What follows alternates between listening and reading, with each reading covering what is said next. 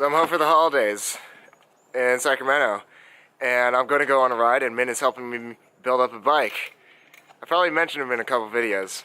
Anyway, here he is. Hi, I'm Min. He mentioned me in a couple videos. Yeah. So here's the bike that I'll be riding. I'm going on a 60-mile ride today. I'm dragging my brother along. They haven't ridden in about 5 years, so it should be fun. That's what I didn't know.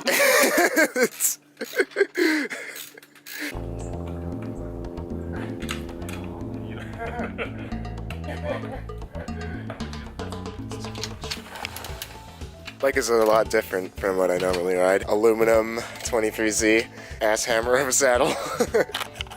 Oh, you want my cashew max? Cause that's better. Haha. It fits. It fits. Thank you for the bike. You're welcome. So you and Davis, maybe? Yeah. Please, it's gonna be on YouTube. You can't have that. Well, you know what? Sometimes you gotta make do. Or I could just remove the brake completely. Yeah. I also consider that idea. You can remove the brake, or you could just put on the risers. Getting rid of the brake is the easy. His friend checking out of the ride, so it's just us. Are you prepared for this 60-mile ride? As long as you don't get a flat. Yeah, because T was supposed to bring the CO2, but he has a slight headache and can't make it. Also, you haven't ridden in like 5 years. That's fine. This is how things like normally go. You're like, you get me into a thing, like into a hobby, and then you stop liking it. Right when I get into... I gotta move on to the other things. You gotta catch up. You gotta get back into biking. Yeah. This is like the first ride that we're going on ever since I started biking. Pixie Bros. Let's do it. What ratio?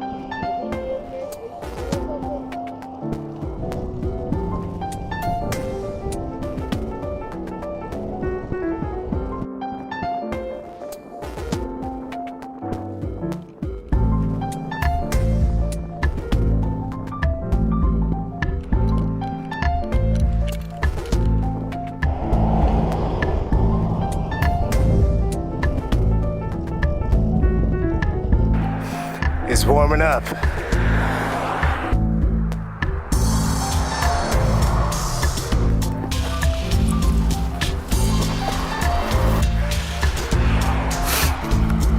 All right, let's do it.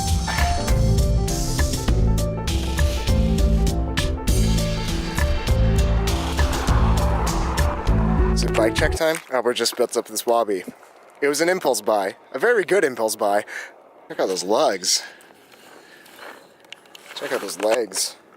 Which one am I supposed to be turning this? Righty tighty, lefty loosey, except it's upside down. So when you're looking at it downwards, it's flipped. So it'd be lefty tighty, righty loosey from this angle. But you're like sideways, oh, I don't know.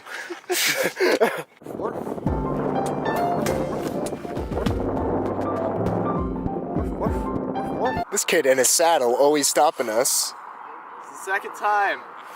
This is the second time in 15 miles. I just built this bike out.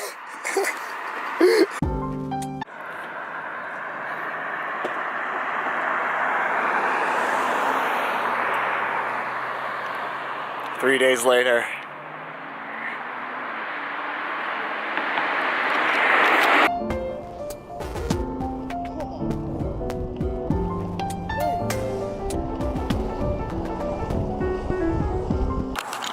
If you could review the Physique Arione, would you recommend it to a friend?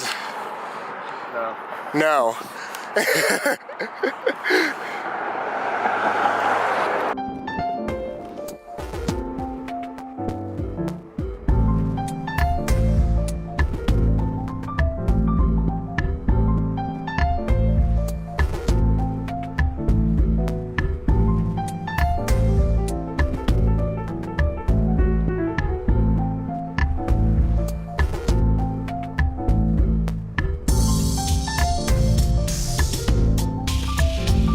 Too cool whip. Oh shit! Whip skid.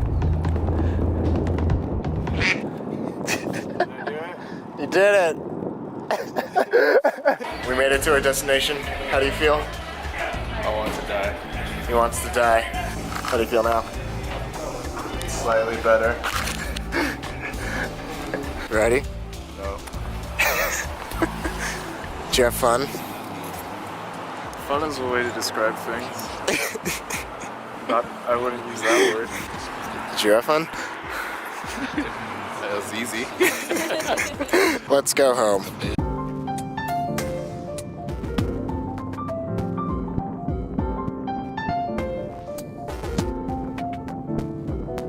Testing, check, Republic, etc. And we're live. Sort of. Top of the new year, y'all. I just got back from a 30-something mile ride, so I am kind of pooped. And I hope you've all been able to get in your miles early in this year. So if you're not really interested in me as a person, you could just not watch this video starting now, because this portion of the video is really for you all just to get to know me as a person and not just be some dude that uploads 50-year videos. So 2016 was a pretty wild year for me and my YouTube channel. I went from 500 to 7,500 subscribers, and it was pretty explosive. And because of that, and because of all of you who've decided to watch my videos, I am about 10 steps closer to making my dreams a reality, and for that, I really do genuinely thank you. But my YouTube channel didn't really get there just out of nowhere. It takes a whole lot of time and energy and sacrifices to make even just one video. I spent about 12 hours just grinding away to upload a video for you all. And I've had to say no to jobs, I've had to say no to friends, and I've had to stay up a lot of nights. So why the heck do I do YouTube? To answer that question as to why I do YouTube, if it is such a sacrifice, I'll just talk about how I started and what my motivation is for doing it. So ever since I was a kid, I was just always creating. I was always making drawings ever since I was about 3 years old, and I was always wanting to learn something new and to pick up new hobbies and to just do stuff and create stuff. And I learned that as a person, I'm someone who just really gets a lot of enjoyment out of putting my all into everything and then just putting that thing out there, whether that's a drawing, whether that's a YouTube video or something else. And in 2011, in my sophomore year of high school, I started my first YouTube channel. It was a train wreck of a channel called Fizz Pop Rard. You can find this channel link in the description. It was just a scattered YouTube channel about like Pokemon gameplay and drum covers, as you can see. But I didn't really have the expertise or the motivation to keep on going, and I didn't really have a direction for the channel. It was just kind of something that I did for about 6 months, and it fizzed out, pun intended. So from 2011, when I started that first train wreck of a YouTube channel, to 2015, to when I started this YouTube channel, starting a YouTube channel was just always in the back of my mind. I know that I'm a creator. I'm just someone who wants to make stuff. And that feeling of just wanting to create something has just always been pestering me for the past 4 or 5 years. So after my first year in college in May of 2015, I thought that it was a perfect opportunity to get back on the YouTube train. They say that the best time to plant a tree is 10 years ago, and the second best time to plant a tree is now. So knowing my weaknesses, I drafted up a contract saying that I'm betting $300 every week. I owe my friend $100 if I don't upload a video on each of my scheduled upload days. And at this point, I was really interested in Fix Your Bikes. I was always on YouTube. I was watching Mike's Bikes, or now known as Locked In, and I was always watching Dan Locke of 63 Fixed, and these guys just kind of stopped making videos. So I wanted to make the videos that I wanted to watch, and that was my motivation, and along with just wanting to make something. So this experiment that was supposed to last 3 months, and from May to about August of 2015, kind of became this. I gained more subscribers, and I saw that people actually liked my videos, and the videos that I wanted to watch and the videos that I wanted to make, other people, you all, also wanted to watch. And that really gave me more motivation. And so with that, I'll talk about my extrinsic motivation for continuing this YouTube channel. Now, it might seem kind of short-sighted, but extrinsically, the ultimate goal for me for this YouTube channel is to have it be my career and to have it financially sustain a pretty modest living. If I can pay for rent, pay for groceries, and save some money in the bank with this YouTube channel, I will be beyond happy and really can't ask for anything more. And also, extrinsically, there's a lot of touchy-feely millennial nonsense that is motivating me to pursue this as a career. One of my motivations for continuing YouTube is just that I am genuinely afraid of ending up working in an office for 40 hours a week, doing work that I don't care about. I think that there's enough people in this world whose purpose is just to make money and acquire wealth. But I just think that there's just so much opportunity in life to making an impact on this world. Again, touchy-feely millennial BS. That making money, there's way more to just making money. When I was about 12 years old, my dad told me something that kind of stuck with me throughout life. And he said, no matter where you work, no matter where you go, your boss is always going to be an asshole.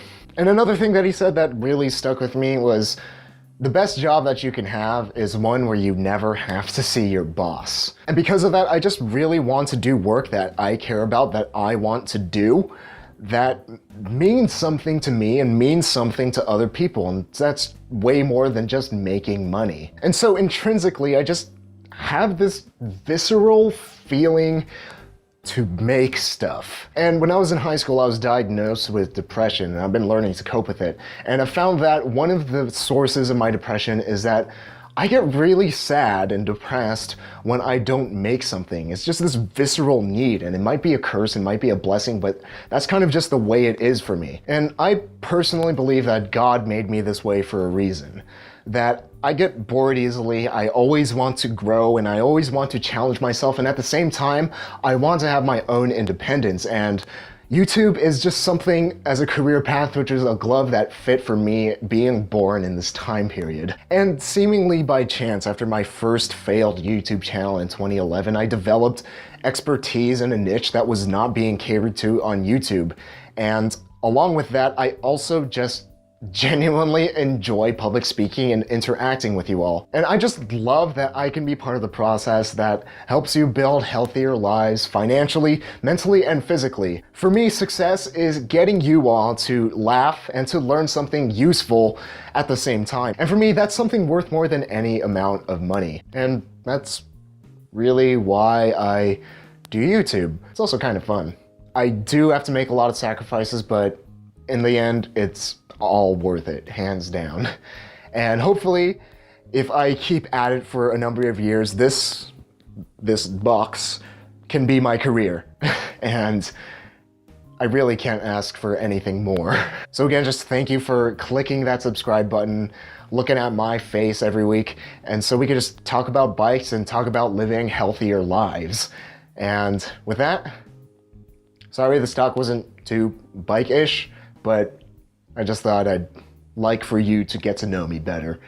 And I will see you all in the next video.